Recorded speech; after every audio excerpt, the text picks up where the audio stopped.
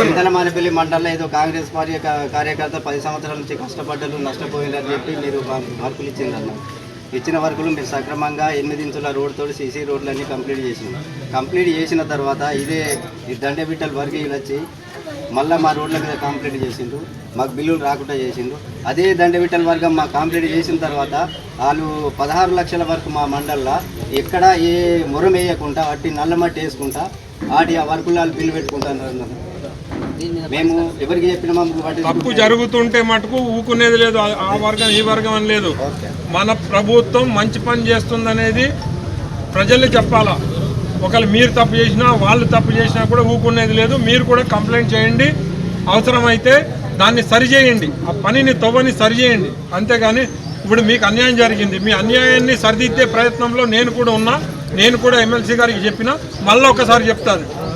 కానీ పోలీసులు కానీ ఇప్పుడు టీఆర్ఎస్లో ఇంతకుముందు డిఎస్పీలో పనిచేసిన వాళ్ళు నడుస్తుంది. దయచేసి అధిష్టానం దృష్టికి మేము ఆపత్తులో మీ వెంబడి నిలిచినాం, కాంగ్రెస్ పార్టీ జెండా పెట్టినాం.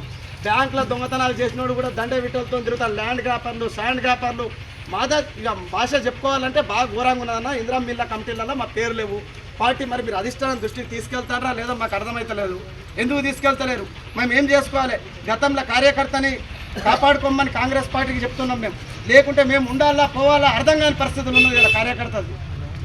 ఇలా మీకు అది చెప్పుకుంటే ఓకే అని తక్షణమే పని అవుతుంది. మేము పైదాకా పోతే అక్కడ పని అవుతలేదు. ఇక్కడ ఎవరు చేస్తారు? ఎవరు ఈ దండవిట్టలు? మాకే తెలియదు ఇంతవరకు. దండవిట్టలు ఫోన్ చేస్తాడు, దండవిట్టలు దగ్గర ఇవ్వని ఆఫీసర్లు చెప్తాను. ఎందుకు పోతాం అన్న మేము పార్టీలో? దండవిట్టలు ఎప్పటి నుంచి వచ్చిండు? ఎంపీ ఎలక్షన్లో కూడా దండవిట్టలు లేడు.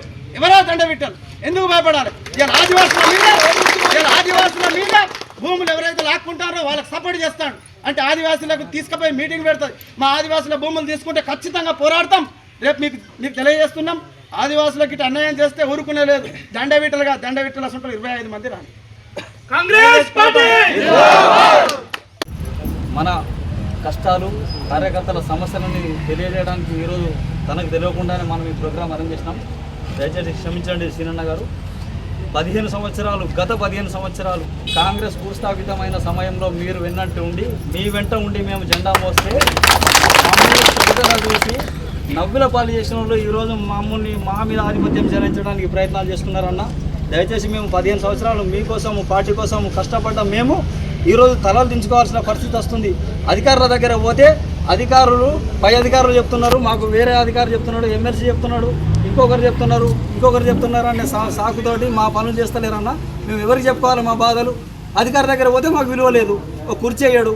ప్రతిపక్షంలో ఉన్నప్పుడు కూడా అదే పరిస్థితి, అధికార పక్షంలో ఉన్నప్పుడు కూడా అదే పరిస్థితి. అంటే మేము ఎవరి కోసం పనిచేయాలి? పార్టీ కోసం పనిచేయాలా? మరి మా కోసం మేము మనగడ సాధించుకోవాలా వద్దా? గత 15 ఏళ్ళు వాళ్ళే చేసిర్రు. మరి ఇప్పుడు ఆశలతో ఉన్నాం. మీరు అధికారంలో ఉన్నారు, మన ప్రభుత్వం అధికారం ఉన్నది. మీరు మాకేమైనా దారి చూపుతారా? లేకుంటే మా దారి మమ్మల్ని చూసుకోమంటారా? ఏదో ఒకటి తేల్చి చెప్పారన్నా. మీరు సీఎం గారికి చెప్పండి, పిసిసి అధ్యక్షుల వారికి చెప్పండి. మన జిల్లా సమస్యలు ఉన్నాయి మాకు. నేను సీఎం గారి దృష్టికి తీసుకెళ్తున్నా, పిసిసి అధ్యక్షుడి దృష్టికి తీసుకెళ్తున్నా. మీరు టెన్షన్ పడకండి, టెన్షన్ పెట్టకుండా అర్థం చేసుకోండి.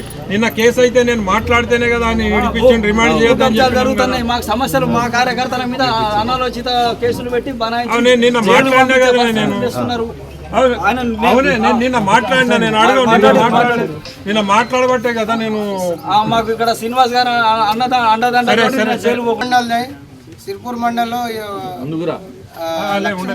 బంగాళీ క్యాంప్ అనేది మన అంగన్వాడీ బిల్డింగ్ శాంక్షన్ అయింది అన్న. మీరు వచ్చి కాయ కొట్టిండ్రు, సిర్పూర్ ఇన్ఛార్జి రావి శ్రీనివాస్ గారు వచ్చి కాయ కొట్టినా కూడా కొట్టిన తర్వాత కార్యకర్తలకు చేసుకోండి బిడ్డ అని చెప్పిండు. వర్క్ స్టార్ట్ చేసి మెట్రల్ బాడీ వర్క్ స్టార్ట్ చేసిన తర్వాత దండవిట్టల్ అనే ఎమ్మెల్సీ ఆయన ఇష్టపరంగా ఇంకో అతనికి తీర్మానం లెటర్ ప్యాడ్ ఇచ్చి ఆయన ఎట్లా చేస్తాడు, నేను నా మనిషికి ఇస్తాను లెటర్ ప్యాడ్ రాసి ఈరోజు మాకు ఇద్దరు మధ్యలో గొడవలు పెట్టి సిర్పూర్ మండలంలో ఈ కాంగ్రెస్ పార్టీని చిల్లరగా చేస్తున్నాడు. ఇలాంటి దృష్టిలు మళ్ళీ రావద్దని సీతక్క కానీ, రేవంత్ రెడ్డి కానీ, ఇండ్ల దృష్టిలో కానీ ఇలాంటి మళ్ళీ పంచాయత్ సెక్రటరీ కూడా ఇలాంటి వ్యవస్థ ఉందని ఎవరికి కూడా మాకు కాంగ్రెస్ కార్యకర్తలకు, ముఖ్య కార్యకర్తలకు కూడా ఇనే పరిస్థితి లేదు. మేము చెప్పుకుంటే మాకు సిగ్గు అనిపిస్తుంది. అదే వేరే పార్టీలలో కుంభకాయ లంచాలు తినుకున్న వాళ్ళు, ఇవాళ మైనస్ అయిన వాళ్ళు ఈ పార్టీలో జాయినింగ్ అయ్యి ఇవాళ వాళ్ళకు వాల్యూ ఉంది, మంచి వాల్యూ ఉంది. మరి ఇది ఏం జరుగుతుంది? అధిష్టానం ఏం గుర్తిస్తుంది? ఇలాంటివి జరగకుండా దయచేసి దీన్ని చక్కగా పెద్ద ఎత్తున మంత్రుల ద్వారా మనకు న్యాయం చేయాలని కోరుకుంటున్నాం. లేదంటే మరి మన ఈ ఆవేదన తిరగబడితే ప్రజల ఆవేదన ఎలా ఉంటుందో మేము కంపల్సరిగా చూపెడతాము. ఎటు పరిస్థితుల్లో దీన్ని మర్చిపోము, అంత ఆవేదన ఉంది. దయచేసి అర్థం చేసుకోండి. రేవంత్ రెడ్డి దాకా చేరాలని నా మనవి. అన్న ఇప్పుడు మీ ఇంటికాడ మొదలైంది, ప్రతి మండలంలో మొదలవుతుంది ఈ నిరసన. మా సీనన్న ఇప్పటిదానక 30 ఏళ్ళ నుంచి వీరందరూ ఎటుపోయారు, లాక్డౌన్లో ఎటుపోయారు, ఎన్నో కష్టాలు పడి 30 ఏళ్ళ నుంచి మా కార్యకర్తల్ని కాపాడుకుంటూ వచ్చిన సీనన్నని ఇప్పుడు మాకేదో అధికారం వచ్చింది కదా, ఇన్ని రోజులు కష్టపడ్డదానికి మాకేదో మేలు జరుగుతుందని మేము అనడం మా మండల అధ్యక్షుడు చెప్పిండు. మేము అందరం వెళ్ళాం అక్కడ. మేము ఈ రోజు కాదు, దాని విషయంలో మేము అక్కడ నిరాహరణ చేస్తాం. ఎవడైనా వచ్చినా కానీ మేము అక్కడ మా కార్యకర్తలు, మండల కార్యకర్తలు వచ్చి అందరం ఆడ కూర్చుండి నిరసన తెలుపుతాం. ఇక్కడ మొదలైంది, మీ ఇంటికాడ మొదలైందన్న, ఇది పట్టే పోదు. మీరు అక్కడ తీసుకోపోవాలి, రేవంత్ అన్న దగ్గర తీసుకోపోండి, పిసిసి అధ్యక్షుడి దగ్గర తీసుకోపోండి. మాట్లాడితే ఎప్పుడన్నా మాకు మా బాధ ఎప్పుడు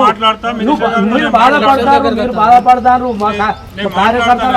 గారికి చెప్తా, నేను ఎమ్మెల్సీ గారికి కూడా చెప్తా, అదేం కాదు, ఎక్కడ ఇబ్బంది కాకుండా నేను చూసుకుంటాను. ఇది పరిష్కారం కాకుంటే మండల్ వరకు మండల్ కూడా నిరసన చెప్తామన్న. మీ ఇంటికాడ అవసరం లేదు, మండల్ వరకు అవసరం. సిర్పూర్ నియోజకవర్గంలో ఒక కాకినాడ మండల ఎంపీటీసీ నేను. నా పేరు మహేష్ సునార్కర్. మరి గత ఎన్నికల్లో నేను ఎంపీటీసీగా పనిచేసిన 15 సంవత్సరాలు పార్టీ కోసం కష్టపడ్డా. మరి పార్టీ అధికారం లేనప్పుడు పార్టీ అధికారంలో రావాలని చెప్పి ఎన్నోసార్లు రోడ్ల పని కూర్చున్నాం, పోలీస్ స్టేషన్లో పోయినాం, ఎన్నో నిరసనలు చేసినాం, ఎన్నో గత ప్రభుత్వం అనుసరించిన ప్రజా వ్యతిరేక విధానాలను మనం అరికట్టినాం. ఈ రోజు కాంగ్రెస్ పార్టీ వచ్చిందంటే ముమ్మాటికి మాలాంటి కార్యకర్తలు కష్టపడితేనే కదా ఈరోజు కాంగ్రెస్ పార్టీ అధికారంలో వచ్చింది. మరి కాంగ్రెస్ పార్టీ అధికారంలో వచ్చిన తర్వాత కూడా మేము ఒక కాంగ్రెస్ కార్యకర్తగా ఈరోజు మనం జరుగుతున్న అవినీతి కావచ్చు, అన్యాయం కావచ్చు, ఈరోజు ఒక కాంగ్రెస్ కార్యకర్తగా మేము రోడ్డు మీద కూర్చుంటున్నామంటే మాకు బాధ అనిపిస్తుంది అన్న. ఎందుకంటే మీరు ఒక సిరిపూర్ నియోజకవర్గ ఇన్ఛార్జ్ మీరు కాబట్టి మేము కాంగ్రెస్ కార్యకర్తగా మా నియోజకవర్గంలో ఒక కాంగ్రెస్ పార్టీకి సంబంధించినటువంటి ఏ సమస్య ఉన్నా కూడా మా పెద్ద దిక్కు మీరే కాబట్టి మేము మీకు చెప్పుకుంటున్నాం.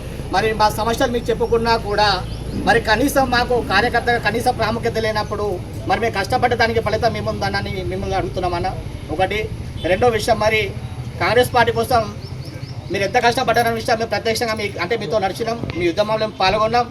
మీరు మా కోసం ఏం చేశారు, పార్టీ బలపడడానికి ఏం చేశారు, మీరు జెండా పట్టుకొని మరి అపోజిషన్ చేసినటువంటి గత ప్రభుత్వం చేసినటువంటి అధికార పార్టీ వాళ్ళు దౌర్జన్యం పెట్టినా, భయబంధం గురి చేసినా నేనున్నా అని చెప్పి మా కార్యకర్తలు అందరూ కూడా మాకు అండగా ఉండి ఈరోజు కాంగ్రెస్ పార్టీ మా సిరిపూర్ నియోజకవర్గం కూడా ఉంది, రావిసీనన్న అన్నట్టు ఒక నాయకుడు ఉన్నాడు అని చెప్పి మనం ఈరోజు చెప్పగలిగినాం. మరి ఇలాంటి దారుణంలో మరి గత ఎన్నికల్లో మనం కాంగ్రెస్ పార్టీ జెండా పట్టుకుంటే అరే ఎవరైనా ఎవరి మెడలో అన్నా కాంగ్రెస్ పార్టీ జెండా ఉంటే వాటి మీద కేసు వేయండి అని చెప్పి అన్నోళ్ళు మరి గత ప్రభుత్వం అంత దౌర్జన్యంగా అంత నిర్దాక్షిణ్యంగా హింసించారు, కేసు పెట్టారు, వాళ్ళ మీద లేనిపోని కేసులు బనాయించి ఇబ్బంది పెట్టారు. మళ్ళీ ఈరోజు కాంగ్రెస్ పార్టీ అధికారం వచ్చిన తర్వాత మళ్ళీ వాళ్ళ అధికారంలోకి వచ్చిన తర్వాత మళ్ళీ కాంగ్రెస్ పార్టీ కార్యకర్తలను ఇబ్బంది పెట్టి వాళ్ళని రాజకీయంగా ఎదగనీయకుండా, వాళ్ళని ఆర్థికంగా ఎదగనీయకుండా, వాళ్ళ కనీసం శిక్ష లేకుండా ఈరోజు ఈ నాయకులు వచ్చి ఇబ్బంది పెడుతుంటే మరి ఎవరికి చెప్పుకోవాలా? మరి నాయకులని సమన్వయపరచాల్సిన బాధ్యత అధిష్టానంది కదా. మరి మా సమస్యలు మా సమస్యలు ఇట్లా ఉన్నాయా అని చెప్పి మీకు చెప్తున్నాం, మీరు అంటున్నారు లేదు మా అధిష్టానం మేడం గారి సీతక్క దృష్టికి తీసుకెళ్ళినాం, డిసిసి దృష్టికి తీసుకెళ్ళామని అంటున్నారు.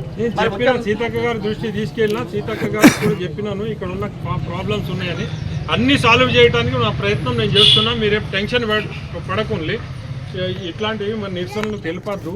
ఎందుకంటే అన్నగారు ఒక నిమిషం మేము గత కాంగ్రెస్ ప్రభుత్వం ఏర్పడి మేము సంవత్సరం అవుతుంది. సంవత్సరం నుంచి మేము ఎంత ఇబ్బంది పడ్డాం మీ దగ్గర చెప్పుకోలేదు, కొన్ని చెప్పుకోలేదు. మేము ప్రభుత్వం వచ్చిన నెలకే మేము నిరసన తెలుపుతలేము. సంవత్సరంలో మేము ఎన్నో ఇబ్బందులు పడ్డాం, మానసికంగా కుంగిపోయిన తర్వాతే ఇప్పుడు మా సమస్యలు మీకు చెప్పినాం. మరి పరిష్కారం కానప్పుడు మేము ఏం చేయాలన్నా మరి మాకు మీరు అవసరం లేదు కదా. లేదంటే మీరు అవకాశం ఇప్పియండి, అవసరం పడితే మేము మరి గాంధీ భవన్ ముందన్నా లేకపోతే డిసిసి అధ్యక్షుల వారి ముందన్నా లేకపోతే మేడం గారి దగ్గర మా నిరసన ఏముంది మా బాధ్యత చెప్పుకునే అవకాశం నాకు కల్పించాలి. మరి నేను ఒక మాట చెప్తున్నా నుండి మీకు మీ ఆవేదన నాకు అర్థమైంది, మీ ఆవేదన బయట పెట్టినరు. ఇవాళ నాకు ఆవేదన ఉంది, రేవంత్ రెడ్డి గారికి ఉంది, అందరికీ ఉన్నాయి ఆవేదనలు. ఎవరేం చెప్పుకునే పరిస్థితి కాదు. ఇవాళ 7 లక్షల కోట్ల రాష్ట్రం అప్పులో ఉంది. ఈ అన్ని అప్పుల్లో ఉండగా కూడా దాదాపు 60,000 ఉద్యోగాలు ఇచ్చిండు రేవంత్ రెడ్డి గారు. ఇచ్చిండ్రా లేదా? ఆ ప్రభుత్వం ఎన్ని కష్టాల్లో ఉన్నా 60,000 మందిని నిరుద్యోగుల్ని ఉద్యోగాలకు అవకాశం కల్పించింది. వాస్తవం కాదా? మీరు ఆలోచించండి. ఇవాళ డబ్బులు లేకపోయినా రాష్ట్రం అప్పులో ఉన్నా కూడా మీ అందరికీ రుణాలు మాఫీ చేసింది. మళ్ళీ పెన్షన్లు ఇవ్వాలని ప్రయత్నం చేస్తుంది, ఇందిరమ్మ ఇండ్లు ఇవ్వాలని ప్రయత్నం చేస్తుంది. ఇవాళ ఒక్కొక్క తాలూకాకి 3,500 ఇండ్లు ఇస్తుంది. గత ప్రభుత్వం ఒక్క ఇల్లు కూడా ఇచ్చిన దాఖలాలు లేవు. అవునా కాదా? మీరు ఆలోచించండి. మరి ఇంత ప్రయత్నాలు చేస్తూ ఈ డబ్బుల కోసం మరి ఇక్కడ వ్యవస్థ బాగుపడాలని, ఇండస్ట్రీస్ రావాలని చెప్పి ఆయన ప్రయత్నాల్లో ఆయన ఉన్నాడు. ఇటువంటి సమయాల్లో మనం టైం ఇవ్వాలా. నేను ఎందుకు ఓపిక పట్టి సైలెంట్గా ఉన్నా మీరు కూడా ఆలోచించండి. ఆయనతో 20 సంవత్సరాల నుంచి ప్రయాణం చేస్తున్నా. ఆయన మనస్తత్వం తెలుసు, ఆయన వ్యవహారం తెలుసు, ఆయన గురించి నాకు అన్నీ తెలుసు. కాబట్టి ఆయన ఎవరిని మర్చిపోడు. ఇవాళ పేదవాళ్ళ కోసం ఆయన అహర్నిశలో కష్టపడుతున్నాడు. అది దృష్టిలో పెట్టుకొని నడవండి. అంటే నేను ఎందుకు సమయం పాటిస్తున్నా, మేము ఎందుకు సైలెంట్గా ఉన్నామంటే వాళ్ళు ఎమ్మెల్సీ గారిని తీసుకున్నారు. ఎమ్మెల్సీ గారికి కూడా అవసరం ఉంది పార్టీకి. ఎమ్మెల్సీ గారి వెనుక క్యాడర్ కూడా పార్టీకి పనిచేయాలా. రేపు గ్రామ పంచాయతీల్లో సర్పంచ్లుగా, ఎంపీటీసీలుగా, జెడ్పీటీసీలుగా మీరు అందరు గెలవాలా. లోకల్ బాడీస్ ఉంటే అన్నీ కూడా లోకల్ వ్యవస్థ బాగుపడుతుంది అనేది దృష్టిలో ఉంది కాబట్టి అందరిని తీసుకున్నారు.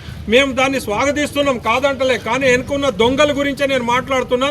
వాళ్ళు చేసే అంగడి పనులు, మళ్ళీ జిల్లాలో ఒక లీడర్, కొత్త లీడర్, బయట నుంచి వచ్చిన లీడర్ ఒకటి పరేషాన్ చేస్తాను జిల్లాలో. మాకు అది అర్థమైంది. ఇటేనండి. అవును, నాకు అర్థమైంది. చైర్మన్కి అవమానాలు జరుగుతున్నాయి, మాకు జరుగుతాయి. ఎంత జరిగినా కూడా మేము ఎందుకు ఓపికతో ఉన్నామంటే మీ అందరినీ కూడా ఒక తోయాలి. మాకు ఎలక్షన్ లేవు ఇప్పుడు. మీ ఎలక్షన్ల కోసం మీరు సర్పంచ్లు కావాలా, ఎంపీటీసీలు కావాలా, జెడ్పీటీసీలు కావాలా. రేపు మీరు ఏదో హామీలు ఇచ్చిండ్రు, రోడ్లు కావాలా, మీకు ఎవరికైనా గరీబోళ్ళకి హామీలు ఇచ్చిండ్రు, ఇందిరమ్మ ఇల్లు ఇవ్వాలా, ఎవరికి హామీలు ఇచ్చిండ్రు, పెన్షన్లు ఇవ్వాలా. ఇవన్నీ కూడా మీ చేతుల మీద జరిగితే మీరు సంతోషిస్తారనే ఒక ఆలోచన. 15-20 సంవత్సరాల నుంచి మీ మీద కేసులైనా, నా మీద కేసులైనాయి. ఇవాళ పదుల సంఖ్యలో కేసులు అయినప్పటికీ, కోర్టుకు తిరుగుతున్నప్పటికీ ఓపికతో ఎందుకున్నామంటే మీ గౌరవాన్ని కాపాడటానికే మేము ఓపికతో ఉన్నాం. లేకుంటే దంపులాట లేక, కొట్లాట లేక కాదు. నేను మీ అందరికీ ఒకటి హామీ ఇస్తున్నా. రేవంత్ రెడ్డి గారి మీద పూర్తి నమ్మకం నాకుంది.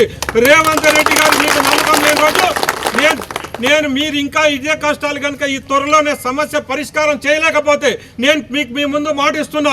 మీతో పాటు హైదరాబాద్ దాకా రేవంత్ రెడ్డి గారి ఇంటి వరకు పాదయాత్ర చేసి రావడానికి కూడా నేను సిద్ధంగా ఉన్నా. నా మాట మీద నమ్మకం ఉంచండి. నేను మీతో పాటు పాదయాత్ర చేసుకుంటూ హైదరాబాద్ రేవంత్ రెడ్డి గారి ఇంటి దగ్గర, పిసిసి అధ్యక్షుడి దగ్గర రావడానికి కూడా నేను సిద్ధంగా ఉన్నా. ఓపిక పట్టండి. ఈ అన్ని అంగడి చేస్తారు. ఆయన దృష్టికి తీసుకెళ్ళలే. ఆయన దావూస్ నుంచి వచ్చిన తర్వాత ఆయన దృష్టికి తీసుకెళ్తా. ఒకవేళ ఆయన దీన్ని సరి చేయలేకపోతే అప్పుడే మీ మధ్యలోకి నేను రావడానికి నేను సిద్ధంగా ఉన్నా. మీరు ఓపిక పట్టుండ్రి, టెన్షన్ పడకుండ్రి. గ్రామాల్లో